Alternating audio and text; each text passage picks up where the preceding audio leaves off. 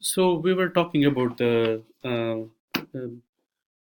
demerits of capital control, and we were saying, like, if you impose the capital controls, uh, it might well have a negative side to the investor in the sense of thinking whether they want to invest in the first place.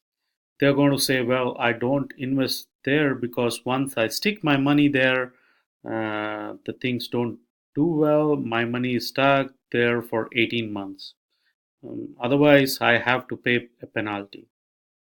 Anyway, they point out that they have been negotiated, and countries like Chile was able to put in capital controls and still attract foreign direct investment. Mhm. But of course, they always point out, as everyone does, that Chile's situation is rather unique, right? Is rather unique. One, it had a military dictatorship which allowed it to pass through whatever kind of policies it wanted to, even if they resulted in unemployment or things like that. They didn't have to listen to the people because it was an authoritative. But the other thing was that Chile had fairly uniquely efficient civil service that was able to make changes rather efficiently. And not all Latin American can rely on something like that uh, in the case of what happened to Chile. Now, thinking back to the case of Mexico, what we saw was that despite the fact this fantastic resource oil, it actually ended up being somewhat uh, of a curse, right? A curse called resource curse. And what this simply is, so we could put it this way. Let me explain to you through a little bit of a fairy tale. A fairy tale of Golden Goose. Maybe you are familiar with it. It's a story of a farmer and its farmer's wife who suddenly find out that their goose lays golden eggs. The farmer says, "This is fantastic. We have got it. We have got to make sure we protect our prized asset." So they set about building a special house that would protect the goose. And to do that, they sell all their chickens, they slaughter their cows, they sell everything we have got, and they think everything needs to go towards one special resources, the golden goose that lays golden eggs. Of course, if you're familiar with that story, what happens is the next day the farmer's wife comes in with the tears in her eyes and says, "Golden goose is dead. It will lay no more golden eggs." But they had invested everything into that, and now they have nothing. Now, the solution to that, of course, is diversify, diversify, diversify.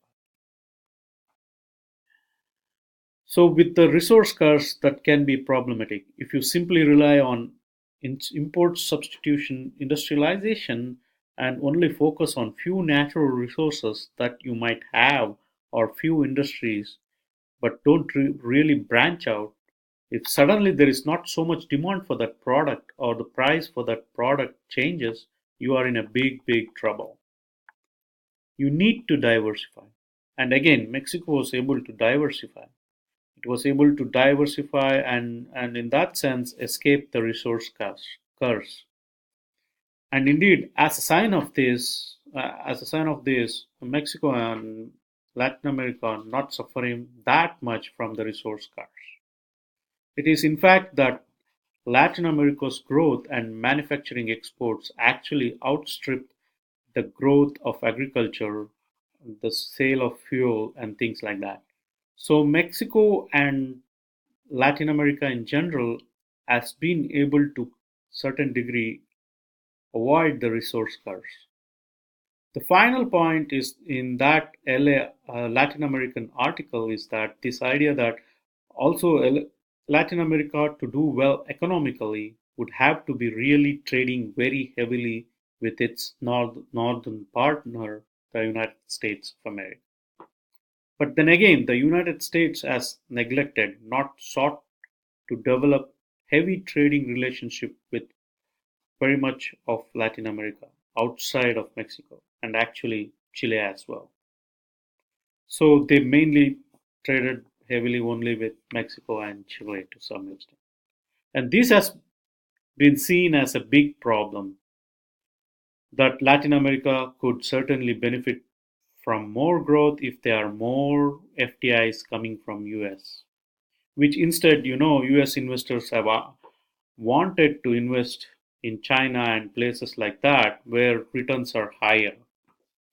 And, anyways, uh, in closing for today, here we see that the story of Mexico and its path uh, taken right from initially following a kind of more ISA model to then returning to orthodoxy, which has been partially successful in terms of growth, but certainly has not produced the kind of equitable growth and development that a lot of countries are seeking when they are striving to achieve development.